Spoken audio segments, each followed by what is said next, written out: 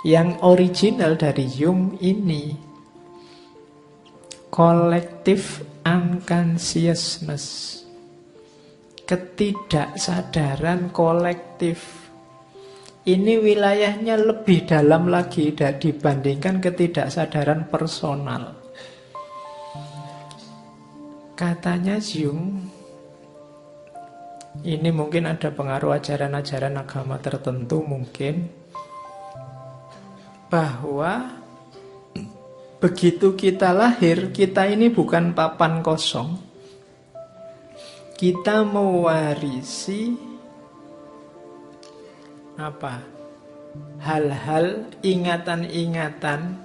Mungkin dulu nenek moyang kita punya cita-cita apa, punya keinginan apa, punya harapan apa, punya semangat untuk ngapain. Yang semacam ini nanti bisa diwariskan dari generasi ke generasi, akumulatif. Katanya Jung, ada sisa psikis perkembangan evolusi manusia yang menumpuk dari generasi ke generasi. Dan ini, apalagi yang ini, yang tadi aja nggak disadari, apalagi yang ini. Collective unconsciousness. Itu yang bikin misalnya kadang-kadang kamu heran, kok bisa ya orang Yahudi itu seperti itu semua. Mungkin cerdik, cenderung agak tricky, kemudian kok bisa ya etnis ini kok sukses terus kalau bisnis. Kok bisa ya? Nah, itu ada warisan-warisan dari nenek moyangnya. Otomatis begitu. Kadang-kadang kamu usaha mati-matian, gak sukses-sukses. Tapi dari etnis itu temenmu cepet banget. Cuma ngapain aja terus jadi kaya. Itu ada collective unconsciousness. Jadi dia otomatis dia mewarisi itu dari nenek moyangnya. Jadi diwariskan dari kakek nenekmu. Tadi ada orang introvert, ada orang ekstrovert, itu bisa dilacak ke belakang dulu-dulunya. Kemungkinan kakek nenek moyangnya kecenderungannya seperti itu juga.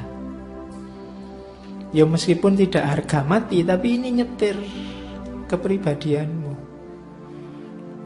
Makanya ada, kalau orang Jawa itu cenderung lembut, cenderung tidak mau cenderung melunak. Sementara etnis tertentu biasanya lebih suka keras, lebih suka tegas, lebih suka.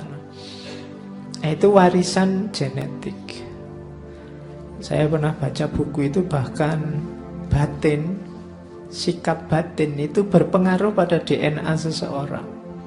Yang itu bisa diwariskan. Misalnya dulu kakekmu pacaran terus patah hati. Ya. Karena patah hati terus sumpek terus, kakekmu itu hidupnya murung, terbayang-bayang pacarnya terus meskipun kawin sama orang lain. Nah, kemurungan ini biasanya kan kalau ditinggal itu sangat dalam kan, yang diingat terus itu. Ini bisa mempengaruhi struktur DNA-nya. Dan ini bisa diwariskan. Ketika punya cucu, punya anak, itu kemungkinan anaknya punya watak pemurung yang sama, meskipun belum diputus pacarnya. Hidupnya jadinya nggak ceria. Kenapa? Warisan DNA. Ada buku yang bahas bagaimana DNA itu bisa dibangkitkan, bisa diwariskan, bisa dimanipulasi. DNA ini kan warisan struktur. Jadi kalau kamu cengenges-cengenges, apa kamu ngamukan, apa kamu itu coba dicek ke atas. Ya, kira-kira mewarisi DNA yang mana? Dan ini berpengaruh itu kalau katanya Jung, struktur otak, ras tertentu. Jadi ketidaksadaran kolektif ini hati-hati. Kalau dia dominan, orangnya kadang-kadang bisa terjebak, kalau sakit jiwa namanya fobia, delusi. Kalian kan nggak tahu ujungnya kemana, tiba-tiba kok saya kok fobia ya sama ketinggian. Nggak ada peristiwa awalannya di mana. Saya juga nggak pernah naik gunung, nggak pernah naik roller coaster apa-apa, kok yo aku fobia ketinggian, itu bisa jadi warisan. Collective unconsciousness.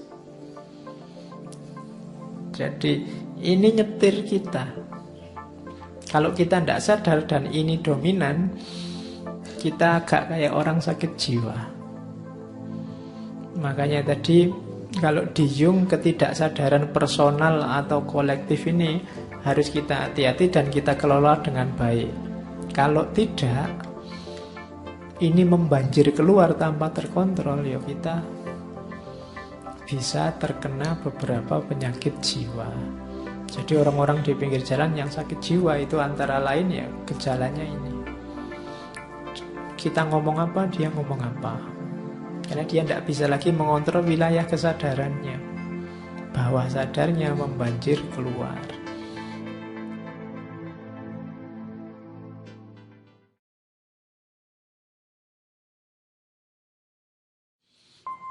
Terus isinya apa sih ketidaksadaran kolektif itu? Yang pertama apa? Archetype, arketipe. Arketipe itu semacam tipe ideal. Atau kalau bahasa Plato ya idea. Tipe ideal itu jenis ketidaksadaran kolektif. Setiap orang, setiap generasi manusia secara tidak sadar kolektif punya archetype, punya arketipe. Misalnya tipe ideal itu kan misalnya ayah yang baik, atau manusia yang kuat, atau orang tua yang bijaksana, atau anak-anak yang ceria. Itu kan kamu semua punya tipe ideal. Itulah namanya archetype. Yang ini biasanya jadi kiblat, jadi rujukan. Tapi ya karena sifatnya tidak sadar, kita tidak tahu. Itu dicontohkan oleh Jung, misalnya nenek moyang kita dulu setiap hari melihat matahari terbit. Kemudian memahami betapa pentingnya matahari. Lama-lama muncul dalam ketidaksadaran kolektif tentang powerfulnya matahari, pentingnya matahari, dia kuat, berkuasa, memberi cahaya. Wujudnya nanti jadi dewa matahari. Manusia ideal nanti kan munculnya kan superhero itu archetype-nya. Orangnya kuat, pinter, cerdas, suka menolong, membantu orang lain tanpa pamrih. Itu kan mirip. Di barat ada Superman, di kita punya Gatot Kaca, mirip-mirip aja kan? Ya cuma bajunya aja yang beda. Sini pakai baju gaya Jawa, sana pakai gaya Barat yang celana dalamnya di luar itu. Tapi kan dia kuat apa saja, ditembak tidak mempan, yang sini dipanah tidak mempan, tulangnya kayak baja, otot kawat, balung wesi, kan gitu. Sama, itu archetype. Itu mimpi kolektif masyarakat tentang sosok ideal. Filosof ideal, kamu kan juga punya gambaran. Pokoknya kalau orang bijaksana kayak filosof itu biasanya sudah agak tua, syukur-syukur jenggoten. Kemudian kan gitu bayanganmu. Ada namanya arketipe. Ini ada di ketidaksadaran kolektif. Jadi ini kita tidak sadar tapi nyetir orientasi tindakan kita. Kita ingin seperti ini. Itu arketipe, ide-ide universal.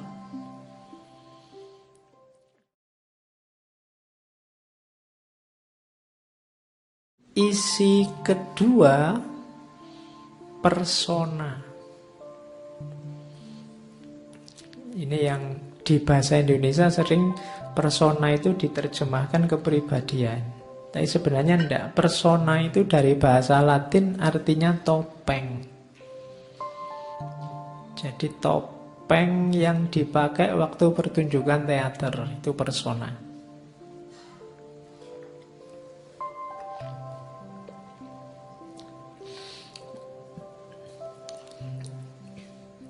Jadi kita hidup tiap hari, mau atau tidak, itu kan pakai topeng. Kemarin-kemarin kan kalian merasa bahwa pakai topeng itu tidak otentik. Tapi di teorinya Jung ini, kalau kamu tidak pakai topeng, kamu tidak bisa hidup bersama orang lain. Gitu loh. Misalnya di ngaji sini saja, kalian posisinya sebagai yang mendengarkan, saya yang ngomong. Itu kan kalian mau ndak mau sekarang harus pakai topeng. Kalian sebagai mahasiswa yang ikut ngaji, anak patuh yang duduk berjam-jam menghadap ke sini, itu jenis topeng. Kalau boleh kan kamu pengennya sambil tiduran bawa bantal biar saya ngomong, kamu kan. Tapi kan kamu ndak bisa. Kamu terpaksa harus duduk bersilo, sikile geringgingan terus. Itu kan jane kamu ndak pingin begitu. Berarti apa? Kamu kesini pakai topeng. Di kampus juga begitu kan. Saya mahasiswa, mau ngerokok ndak berani, ada dosennya. Karena di sana ada larangan ngerokok. Akhirnya kamu di kampus nggak ngerokok. Ini janjane topeng. Padahal kamu pingin ngerokok, di sana ndak boleh.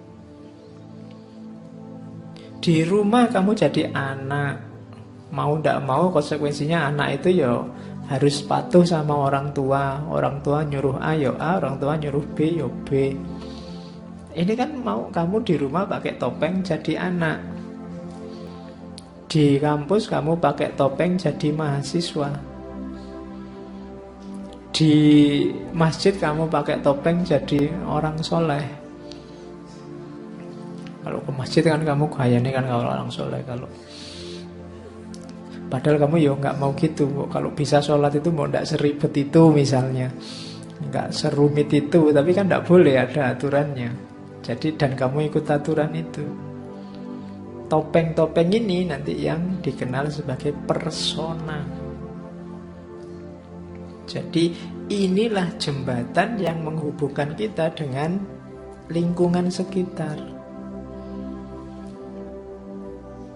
Ini tidak terelakkan, katanya Jung. Mau tidak mau, kita harus pakai topeng. Kalau kamu asli menunjukkan keinginanmu, dirimu apa adanya, ya kadang cocok, kadang tidak dengan lingkunganmu. Kayak misalnya, Pak ngaji ini kalau tidak hujan gini sumuk, saya itu ingin nyopot baju ya misalnya. Tapi kan kamu tidak bisa. Kenapa? Yang lain nanti kabur kalau kamu nyopot baju. Aturannya memang di sini harus pakai baju kan gitu. Kamu nggak bebas. Kalau kamu ingin bebas, kamu jangan masuk ke sini, masuk di kamarmu, kamu bebas. Kamu nggak butuh topeng lagi. Tapi apa bisa lepas topeng? Enggak. Kamu lepas satu topeng, ganti topeng yang lain, katanya Yu. Jadi kita hidup ini dari topeng ke topeng.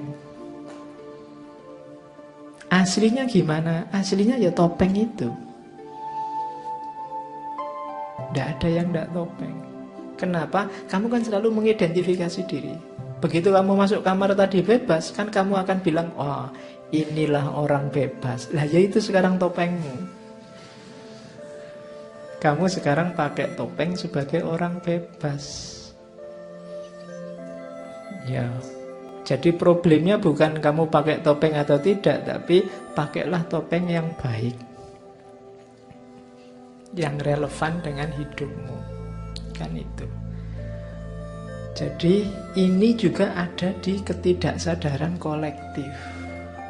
Di tengah masyarakat ada aturan-aturan pertopengan ini yang kamu harus patuhi. Kalau enggak, kamu bisa dianggap jelek, dianggap cacat oleh masyarakat. Kamu tidak ikut rumus anak yang baik, oh kamu bisa diusir dari rumah. Kamu tetap harus pakai topeng yang baik. Dari mana rumus anak yang baik itu? Ketidaksadaran kolektif. Jadi masyarakat punya rumusnya sendiri meskipun tidak disadari.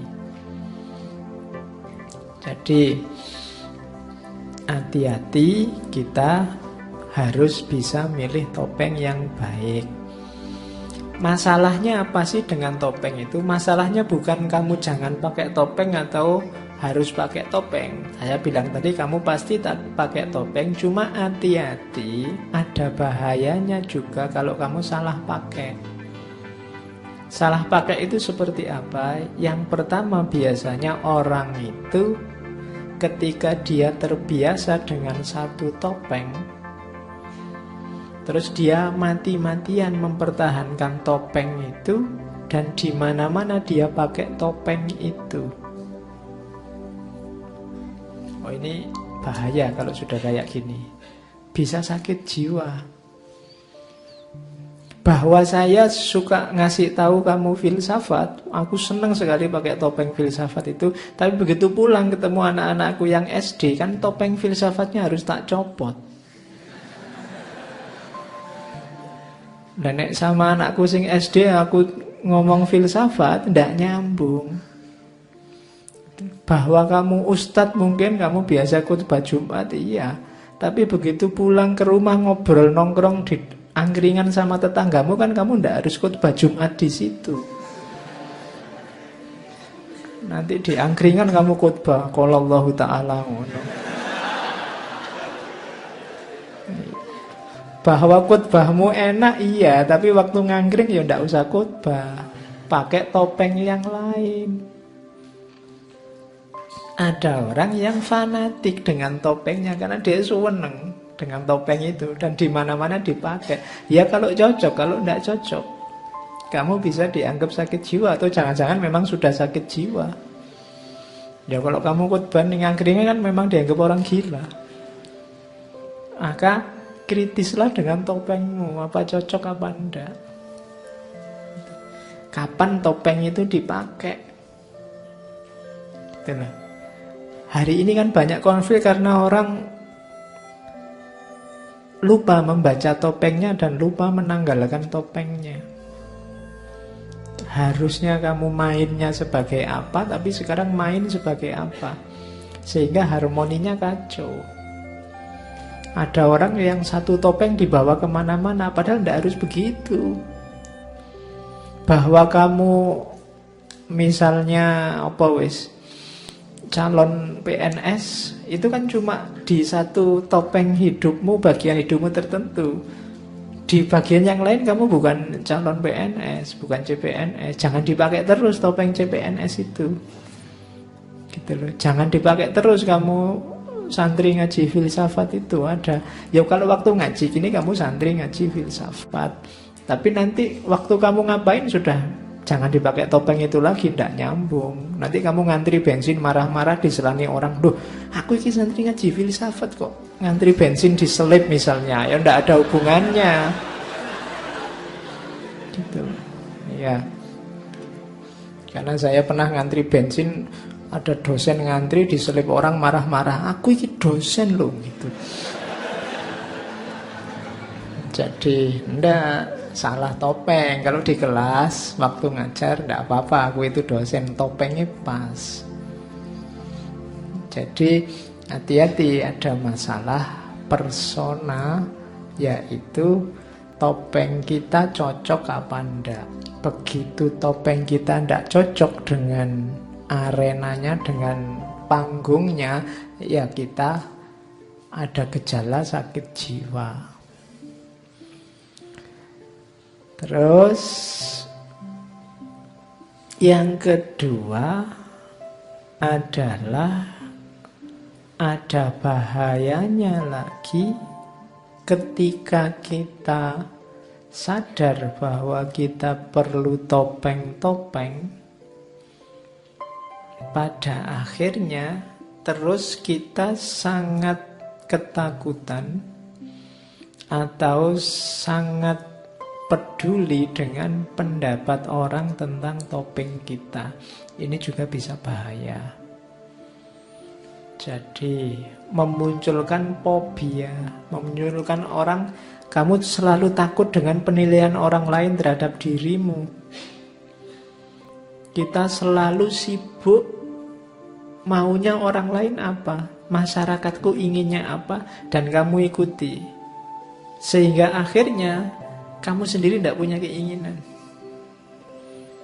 Kamu tenggelam di tengah masyarakat. Hidupmu hanya sibuk memenuhi tuntutan maunya orang lain. Ini juga sakit jiwa juga dalam tanda petik. Jadi bahwa kamu pakai topeng ya, tapi keputusanmu pakai topeng apa untuk situasi apa itu kan harus keputusanmu sendiri. Hari ini kan kita orang lain itu sangat menyusahkan dalam ranah tertentu, maka hati-hati, jangan kehilangan dirimu. Topengmu benar tapi kamu kehilangan dirimu, yang ditopengi apa terusan? Jangan kehilangan jati diri. Orang lain berhak komentar, tapi komentarnya orang lain tidak selalu cocok, tidak selalu benar dengan situasimu. Iya, kamu dengarkan, tapi tidak harus semua dipedulikan. Jadi kalau yang pertama tadi kamu tidak melihat situasi, pakai topeng cocok apa tidak sesuka hatimu. Yang kedua kebalikannya, kamu terlalu peduli situasi sehingga kehilangan jati dirimu. Dua-duanya jelek dalam dunia pertopengan. Jadi kamu harus sadar dengan topeng yang kamu pakai, tanpa kehilangan jati diri, meskipun juga tetap relevan dengan kehidupan sehari-hari masyarakat. Jadi itu yang dimensi collective unconsciousness yang kedua, yang dikenal sebagai persona.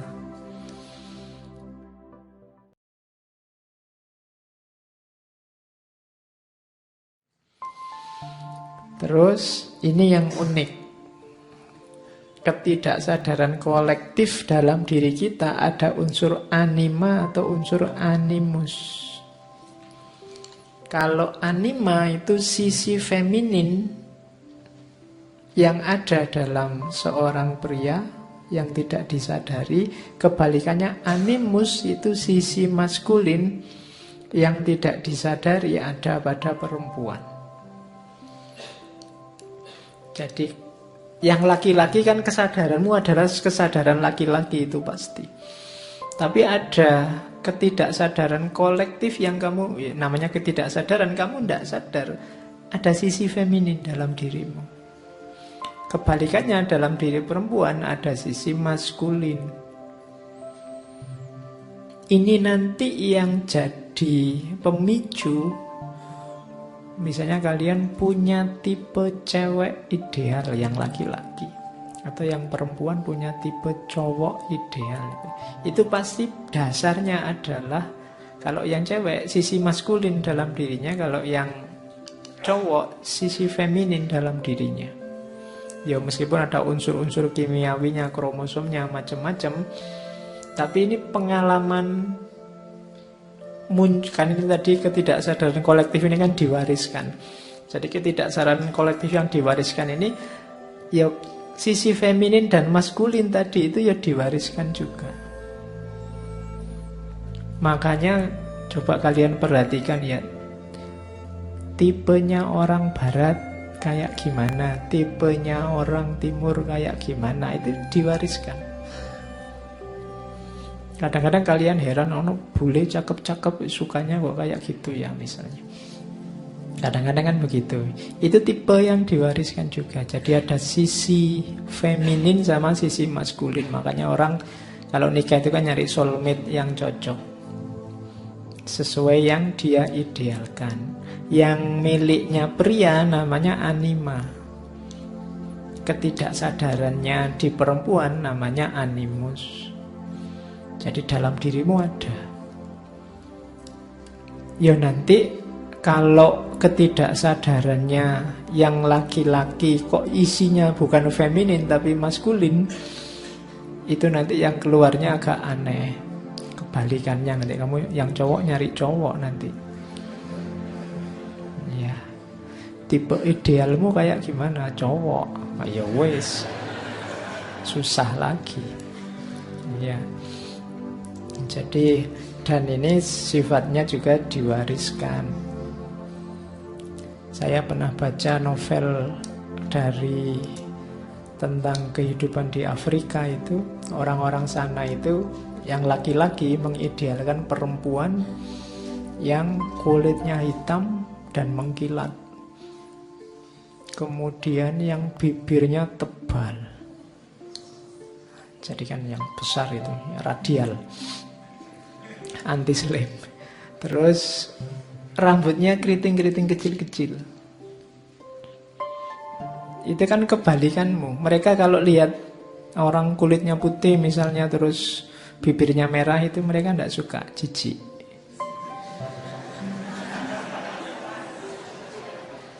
Iya, kok kayak gitu ya, jijik. Mungkin bagi orang sana begitu. Mereka sukanya yang hitam, kulitnya berkilat-kilat, rambutnya keriting, bibirnya tebal. Sip itu, kata orang Afrika loh.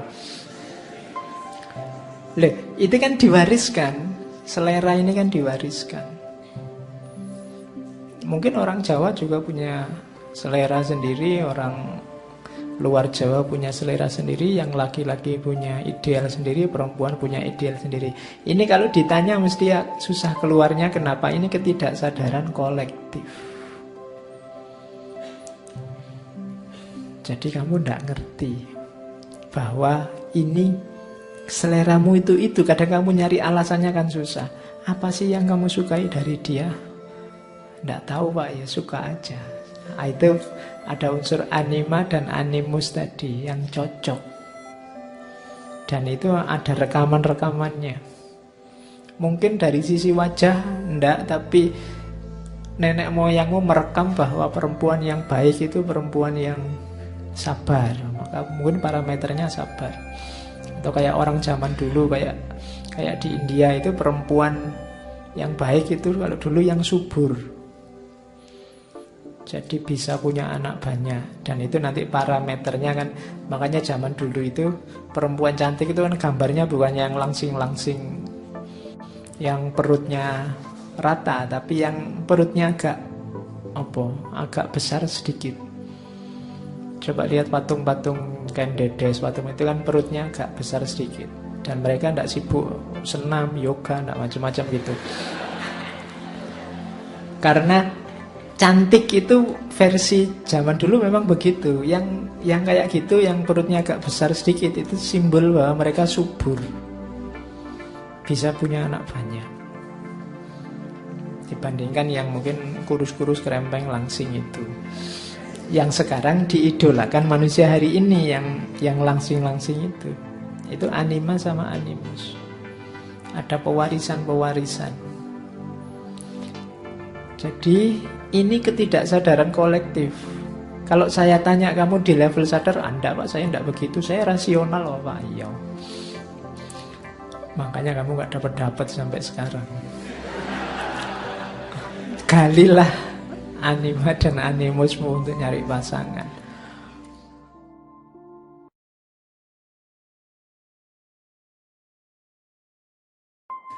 Nah, kalau tadi kan yang positif-positif, hati-hati ada ketidaksadaran kolektif, jenisnya namanya shadow, bayangan. Ini yang disebut dark side, sisi gelap. Dalam dirimu ada sisi gelap, cuma kamu tidak sadar. Jadi sisi gelap seseorang isinya insting-insting primitif negatif, kejahatan, kemarahan, keserakahan. Kalau pakai bahasa ilmu jiwanya Islam ini nanti ya, yang bahaim sama sabuiyah. Jadi unsur jiwa kebinatangan dan kebuasan. Setiap orang pasti punya sisi gelapnya. Cuma dia tidak sadar, kamu merasa dirimu baik terus. Padahal tidak. Ada sisi gelapmu. Kenapa kamu tidak tahu bahwa kamu punya kejelekan ini? Karena biasanya ini disembunyikan. Ini kebalikannya persona tadi. Kalau persona kamu tampilkan, kamu tunjukkan ke orang lain. Kalau shadow ini kamu sembunyikan. Biar orang lain tidak tahu. Dia tidak disadari, direpresi. Pokoknya di akun tidak. Nah, ada namanya defense mechanism. Defense mechanism itu mekanisme kalau orang nuduh kamu jelek, sebelum orang nuduh kamu jelek, kamu nuduh orang lain dulu jelek. Itu namanya defense. Biasanya apa defense mekanismenya? Ini sebenarnya teori dari Freud. Defense mekanismenya shadow itu proyeksi. Proyeksi itu sebelum kamu dituduh serakah, kamu nuduh orang lain dulu serakah. Jadi yang salah orang lain, bukan kamu. Itu namanya kamu proyeksikan sisi jelekmu ke orang lain. Kayak ada orang misalnya memperkosa. Loh jelas dia salah memperkosa, tapi kan dia masih, loh saya memperkosa sih, ya mungkin salah, tapi kan dia pakai rok mini sih salahnya. Dia, sehingga saya tertarik untuk itu. Jadi harus orang lain yang salah, jangan aku. Kenapa? Karena shadow ini disembunyikan, direpresi. Jadi untuk mengatasi itu dia defense. Defense itu memproyeksikan orang lain yang salah. Jadi kalau ada orang kok nyalah-nyalahin yang lain terus, kemungkinan dalam dirinya ada kejelekan yang dia ungkapkan keluar itu. Cuma itulah defense mekanismenya. Sebelum dituduh hoax, nuduh orang lain dulu hoax. Itu defense mechanism. Sebelum dituduh bohong, cari dulu bagian orang lain, sisi kebohongannya mana. Nah, ini kalau individu per individu gampang, tapi kalau massal bisa jadi perang. Misalnya ras ini itu jelek, ras ini itu curang, ras ini itu penjahat semua, ras ini itu rusak semua, bisa perang. Atau agama ini, agama rusak semua, harus dimusnahkan. Aliran ini itu aliran ini semua. Itu kan awalnya defense mechanism. Tapi karena sifatnya massal bisa melahirkan perang. Jadi pelajari dirimu di aspek defense mechanism ini, biar kamu sadar bahwa kamu juga punya sisi gelap. Tidak cuma orang lain yang jelek, kamu juga punya aspek-aspek kejelekan. Jadi hati-hati dengan gaya proyeksi ini. Jeleknya di kita cuma yang kita timpa kesalahan orang lain. Kenapa kamu tidak tahu bahwa kamu jelek? Karena ini levelnya memang ketidaksadaran kolektif. Jadi ada unsur shadow tadi, bayangan. Kita sembunyikan biar tidak kelihatan, kita tampilkan persona yang baik ke tengah masyarakat. Padahal di balik itu ada kejelekan-kejelekan, kejahatan-kejahatan kita. Sebelum itu diungkap, kita proyeksikan kejahatan itu ke orang lain. Oke. Ini kan logikanya kayak daripada kita yang diteliti, mending kita yang neliti. Daripada kita yang dimaki, mending kita yang maki. Kalau tidak dibunuh, kalau nggak membunuh, kita yang dibunuh. Jadi mending kita bunuh saja. Nah, itu defense mechanism. Ini shadow. Jadi ayo masuk ke dalam, lihat dalam dirimu, ternyata unsurnya macam-macam. Tidak sesederhana yang kamu bayangkan.